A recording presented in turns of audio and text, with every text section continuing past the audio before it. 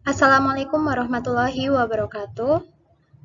Perkenalkan, kami dari kelompok 5 yang beranggotakan Basyarul Hakiki Usman, Denis Fitriani, Diana Nur Fauziah, dan Diandra Arintia Dewi. Di sini kami akan mempresentasikan agama Hindu. Berikut adalah materi dari presentator yang pertama. Ya, sejarah agama Hindu di dunia dibagi menjadi 3 zaman. Yang pertama adalah zaman Weda kuno. Para ahli sejarah menyatakan bahwa pendatang baru ini adalah Indo-Eropa yang menyambut diri mereka sebagai bangsa Arya. Untuk mengetahui peradaban dan agama bangsa Arya ini dapat terlihat dari isi kitab Weda yang merupakan puji-pujian yang masyhur dan terdiri dari 4 yang termasyhur, yakni Rega Weda, Yajurweda, Samaweda, Antara Weda. Agama Indo-Arya seperti yang ditemukan dalam kitab Rigveda digambarkan tentang penjelmaan alam.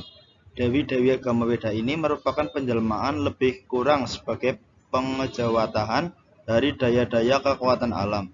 Agni sebagai dewa api, Bayu dewa angin, Surya dewa matahari, dan seterusnya. Mereka dipandang sebagai makhluk yang lebih tinggi dari manusia, dan kewajiban manusia adalah menyembah dan memberi sesajen kepada mereka. Yang kedua ada zaman Brahmana. Seiring dengan berjalannya waktu, kaum Indo-Arya maju melewati puncak dan memasuki lembah Gangga dan Yamuna. Mereka berhasil mengalahkan peradaban penduduk asli serta diturunkan derajatnya melalui budak atau menjadi sudra. Selama periode ini juga berlangsung pertempuran di dalam masyarakat Indo-Arya sendiri, di antara para perwira atau ksatria dan ulama atau Brahmana. Pada awalnya ksatria berada pada kasta teratas, namun pada masa ini justru kaum Brahmana meningkat sebagai golongan paling tinggi dan paling berkuasa. Lambat laun mereka mendapatkan kesenangan dan hampir mendekati tingkat ketuhanan, serta diberikan kepada mereka kehormatan sebagai kasta yang paling tinggi. Lalu yang ketiga, zaman Upanishad. Zaman Upanishad adalah zaman di mana ajaran-ajaran Hindu telah berpengaruh pada ajaran filsafat. Karena itu wajar kita pada zaman ini banyak kritikan-kritikan terhadap ajaran-ajaran yang lebih memprioritaskan tentang ajaran Brahma, apalagi tentang upacara-upacara pengorbanan. Karena ini disebutkan bahwa pada zaman Upanishad menandakan suatu reaksi terhadap kaum Brahmana yang telah menanamkan suatu sistem upacara agama yang terlalu sulit dicerna akal. Lalu ada sejarah agama Hindu di Indonesia. Masuknya agama Hindu ke Indonesia masih belum diketahui tepatnya. Akan tetapi banyak teori yang menjelaskan bagaimana agama Hindu dibawa ke Indonesia. Yang saya dapat sebutkan di sini ada 4, yaitu pertama teori Brahmana. Teori Brahmana menyatakan bahwa penyebaran pengaruh Hindu ke Indonesia dibawa oleh kaum Brahmana. Yang kedua, teori Ksatria. Teori Ksatria menyatakan bahwa penyebaran pengaruh Hindu ke Indonesia adalah orang-orang India yang berksatria di Indonesia. Mereka kemudian mendirikan kerajaan-kerajaan serta menyebarkan agama Hindu. Yang ketiga, teori Vaishya menyatakan bahwa penyebaran agama Hindu ke Indonesia adalah orang-orang India yang berkasta Vaishya. Para penyebar pengaruh Hindu itu terdiri atas para pedagang dari India. Yang keempat, ada teori arus balik menyatakan bahwa para penyebar pengaruh Hindu ke Indonesia adalah orang-orang Indonesia itu sendiri. Mereka mula-mula diundang untuk datang ke India untuk belajar Hindu. Setelah menguasai ilmu tentang agama Hindu, lalu mereka pulang ke Indonesia dan menyebarkan pengaruh agama Hindu di Indonesia. Agama Hindu di Indonesia juga tidak lepas dari perkembangan kerajaan-kerajaan Hindu di Indonesia. Adapun kerajaan-kerajaan Hindu di Indonesia yaitu yang pertama Kerajaan Kutai di daerah Murakaman, tepi Sungai Mahakam, Kalimantan Timur berdirilah kerajaan pertama di Indonesia pada tahun 400 Masehi. Para ahli arkeologi dan sejarah mempelajari peninggalan berupa bangunan batu. Bangunan batu tersebut disebut yupa yang berupa sebuah tugu peringatan, artinya bangunan tugu tersebut didirikan sebagai tanda adanya suatu peristiwa yang penting, misalnya upacara korban sedekah. Terdapat 7 buah yupa yang ditemukan di daerah tersebut. Lalu apakah keistimewaan yang ditemukan dalam batu tersebut? Pada salah satu yupa yang ditemukan ditemukan dalam prasasti Yupa tersebut terdapat tulisan dengan huruf Pallawa dan bahasa Sanskerta. Berdasarkan hurufnya, para ahli yakin bahwa Yupa tersebut berumur sekitar abad ke-5 Masehi. Dalam prasasti juga menyebutkan silsilah Raja Kutai, salah satu dari Yupa, diterangkan bahwa Kudungga mempunyai putra bernama Aswaraman. Aswaraman mempunyai 3 anak dan yang terkenal adalah Mulawarman. Lah, Aswaraman inilah yang sebenarnya mempunyai agama Hindu, penganut agama Hindu Siwa. Beliau sangat dekat dengan kaum Brahmana dan rakyat. Hal ini dibuktikan dengan pemberian sedekah untuk upacara keagamaan. Lalu Kerajaan Tarumanegara. Berdasarkan prasasti-prasasti yang ditemukan, para ahli meyakini letak pusat Kerajaan Tarumanegara kira-kira di antara Sungai Citarum dan Cisadane. Dari namanya Tarumanegara, dari kata Taruma mungkin berkaitan dengan kata Tarum yang artinya nilai. Kata Tarum dipakai sebagai nama sebuah sungai di Jawa Barat, yakni Sungai Citarum. Kebanyakan ahli yakin kerajaan ini pusatnya dekat kota Bogor, Jawa Barat. Apa saja bukti keberadaan Kerajaan Tarumanegara? Bukti-bukti sebagai besar berupa prasasti, terutama peninggalan raja terkenal Tarumanegara yang bernama Raja Punawarman. Prasasti-prasasti tersebut antara lain prasasti Ciaraneten, prasasti Kebun Kopi, prasasti Tugu, prasasti Lebak, prasasti Muara Cinten, prasasti Pasar Awi, dan prasasti-prasasti lainnya. Sumber Kerajaan Tarumanegara ternyata juga didapat dari berita musafir Cina yang bernama Fahian. Musafir yang datang dari Jawa pada tahun 414 Masehi membuat catatan tentang adanya Tolomo atau Taruma. Istilah Tolomo ini tentu dimaksudkan pada Kerajaan Tarumanegara. Dalam kehidupan keagamaan, berdasarkan berita di Al-Fahin, di Tolomo ada 3 agama, yakni agama Hindu, agama Buddha, dan agama nenek moyang. Raja memeluk agama Hindu yang diperkuat dengan adanya gambar tapak kaki raja pada prasasti Ciaraneten yang diibaratkan sebagai tapak kaki Dewa Wisnu. Ya, selanjutnya akan sejarah agama Hindu di Banyumas. Masyarakat mayoritas agama Hindu di Banyumas terdapat di Desa Klinting, Kecamatan Somagede pada tahun 1987. Masyarakat di Desa Klinting sangat menghargai dan toleransi adanya perbedaan. Bentuk toleransinya, masyarakat Desa Klinting juga sangat menghargai agama lain. Contohnya adalah pada saat perayaan hari-hari besar agama Hindu maupun Islam, mereka saling mengucapkan selamat dan saling bersilaturahmi. Contoh lainnya, pada perayaan Idul Adha, pembagian hewan kurban tersebut bukan hanya untuk masyarakat yang beragama Islam, akan tetapi juga dibagikan secara merata ke seluruh masyarakat yang ada di Desa Klinting tersebut. Ya, untuk selanjutnya akan diteruskan oleh presentator selanjutnya. Ya, yang selanjutnya yaitu populasi dan potret agama Hindu di dunia. Dalam agama Hindu ada 5 keyakinan dan kepercayaan yang dinamakan dengan Pancasarda.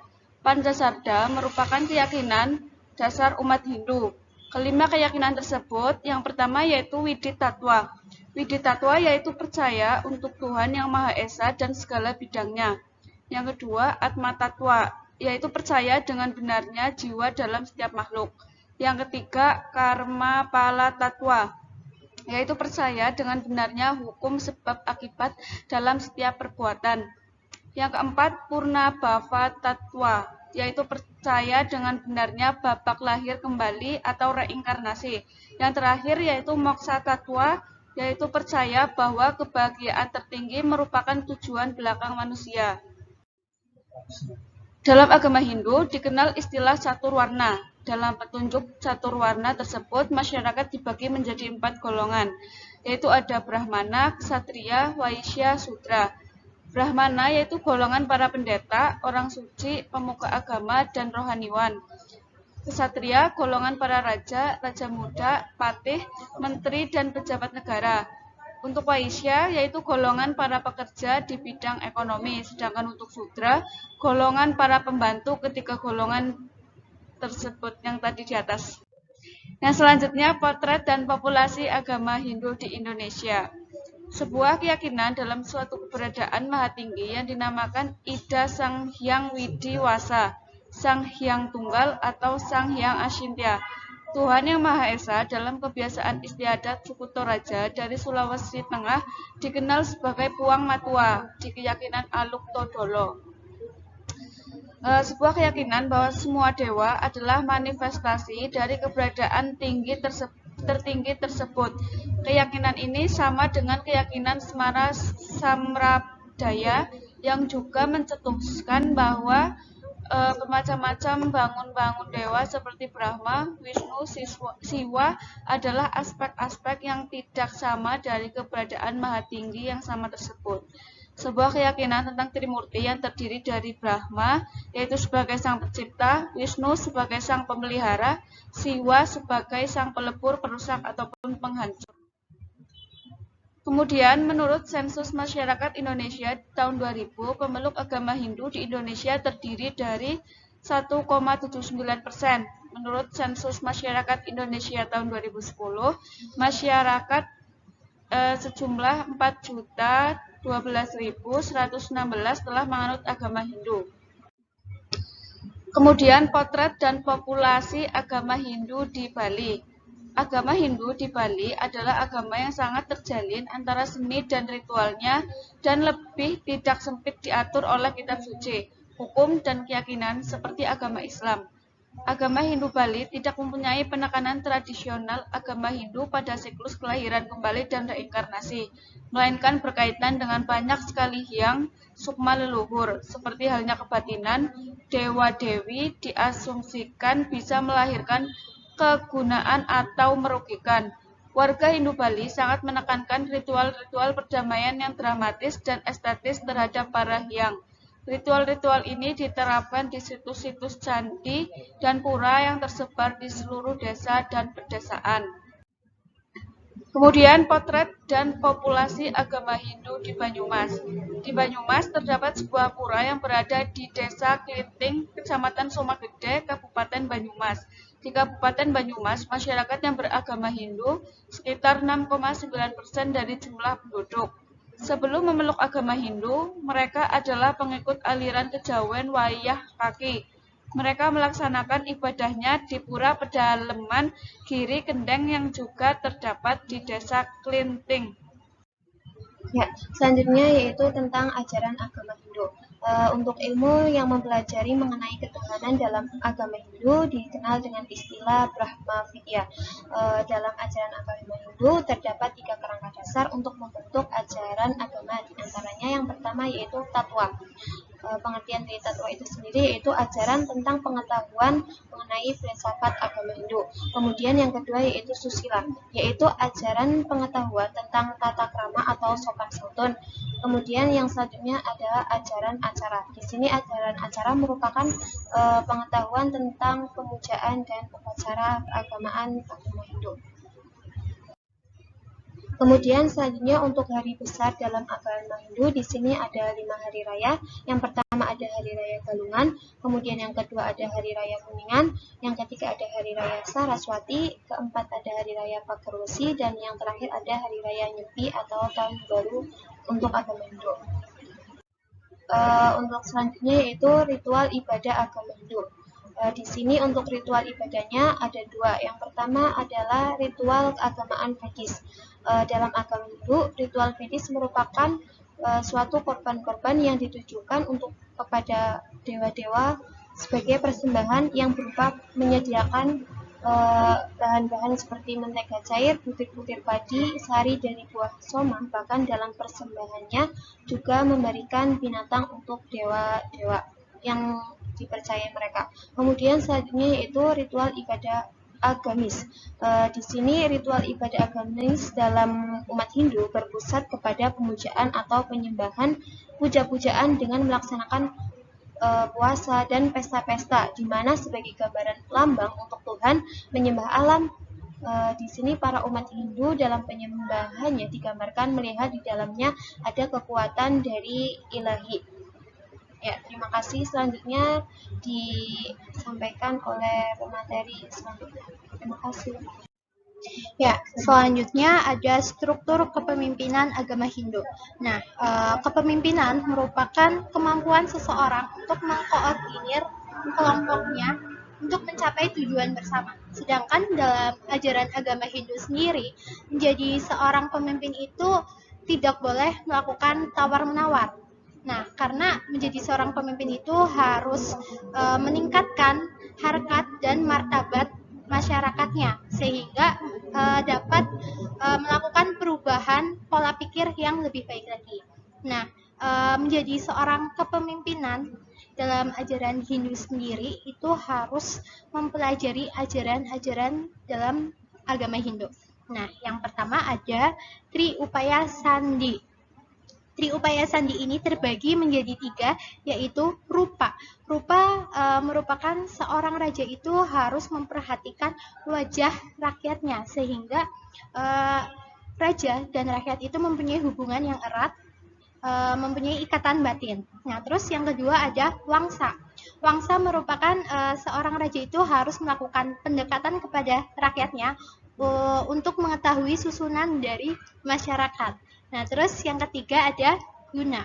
Nah, guna merupakan seorang raja itu harus mengetahui pengetahuan dan keterampilan yang dimiliki oleh rakyatnya.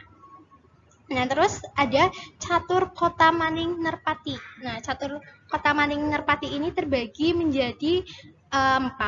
Yang pertama itu ada Jenasa Wisesa Suda, yang merupakan seorang pemimpin itu harus memiliki pengetahuan yang suci dan luhur untuk menghayati ajaran-ajaran agama Hindu.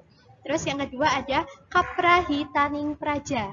Nah, yang merupakan seorang pemimpin itu harus mempunyai rasa belas kasihan kepada rakyatnya supaya seorang pemimpin itu bisa dengan mudah untuk melakukan tolong menolong kepada rakyatnya.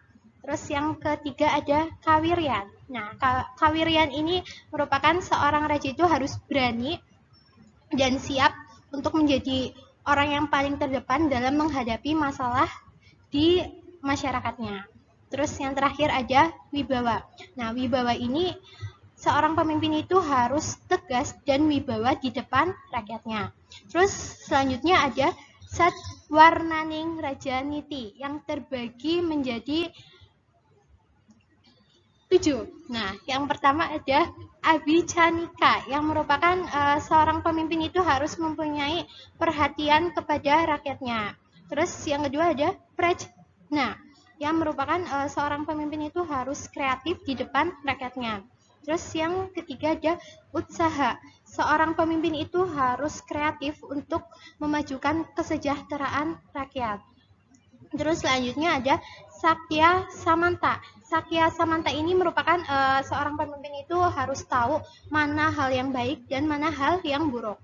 Nah, terus yang selanjutnya ada Atma Sampat yang merupakan seorang pemimpin itu harus menanamkan nilai moral kepada rakyatnya. Dan yang terakhir ada Aksudra Parisata yang merupakan seorang pemimpin itu harus mempunyai keahlian memimpin dalam sidang rapat dan sebagainya dengan tegas, wibawa, dan bijaksana di depan rakyatnya.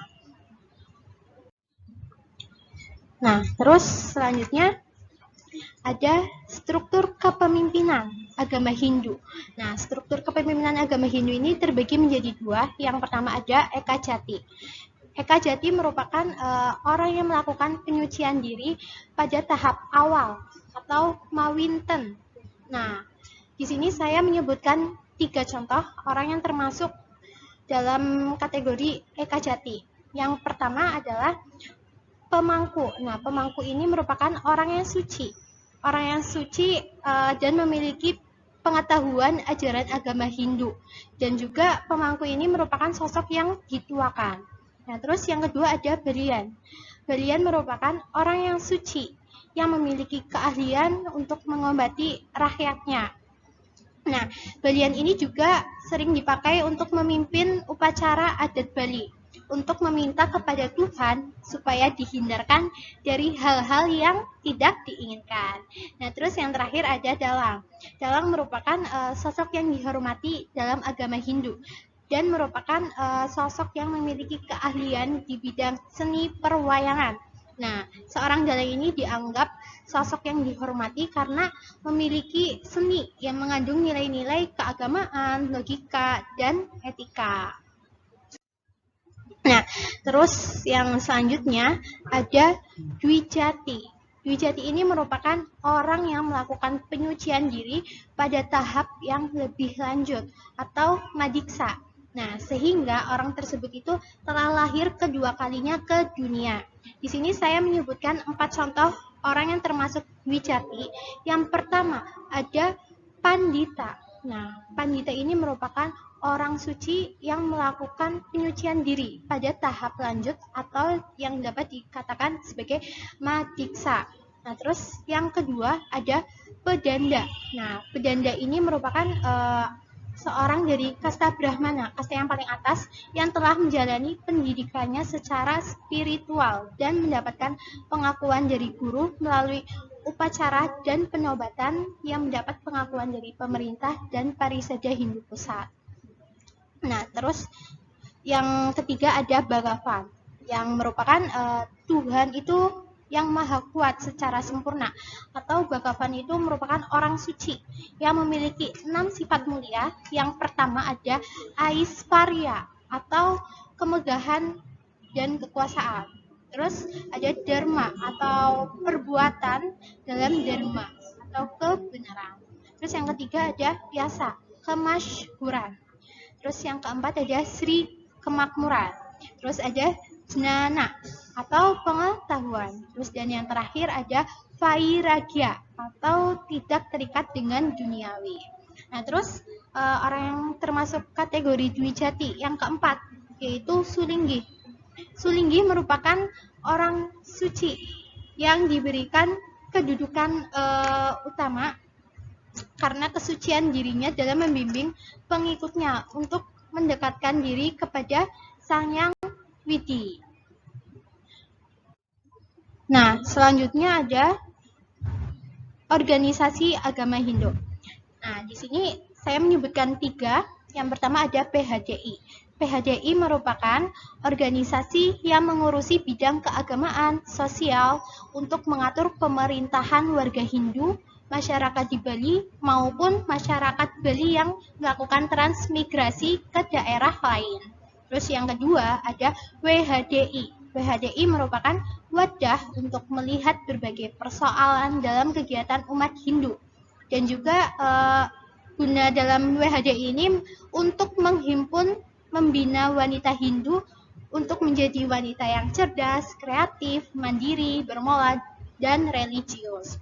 Nah, terus yang terakhir ada Peradah, yang merupakan sebagai wadah organisasi untuk mengayomi pemuda Hindu guna menyalurkan potensi dan aspirasi. Tujuannya itu untuk menjadi pusat pergerakan generasi Hindu berdasarkan Dharma dan untuk membentuk pemuda yang profesional, berintegritas, dan menumbuhkan wirausaha Hindu untuk mencapai kesejahteraan bersama.